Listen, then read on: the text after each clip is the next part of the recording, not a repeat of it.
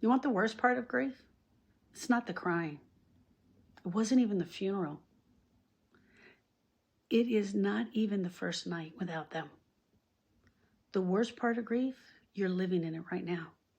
And we call it the after. The part where the world goes back to normal, but you don't. The casseroles have stopped. They absolutely have. The text messages have slowed down or they're gone completely. People start saying things that you are not ready to hear. They start telling you how strong you are and how you can do this. Meanwhile, your chest feels so tight.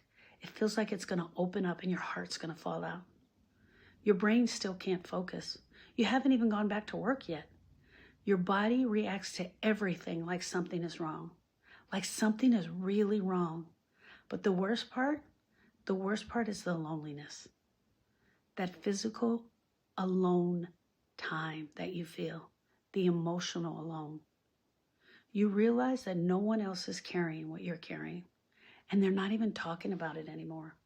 Here's the second worst part, if there could even be such a thing. It's the confusion. Grief is a full body experience. It will affect your sleep. It affects your appetite.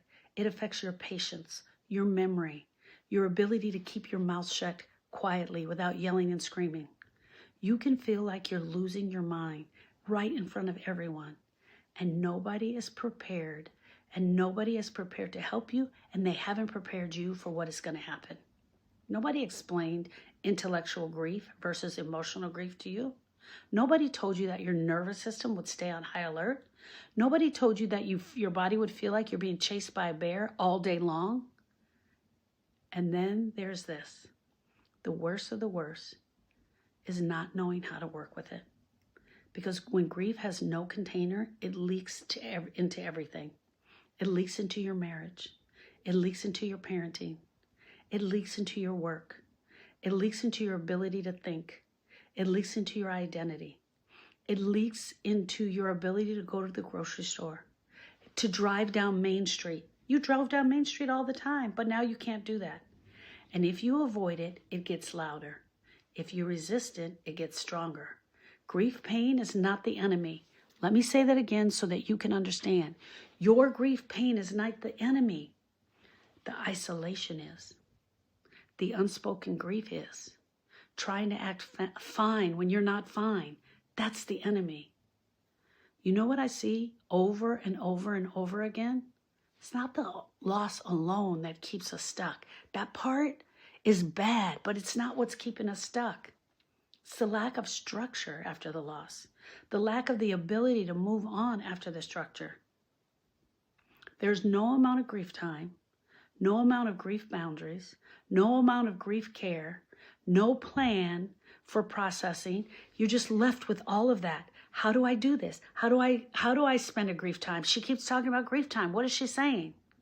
And that's the part that drags it out. When you don't know what to do.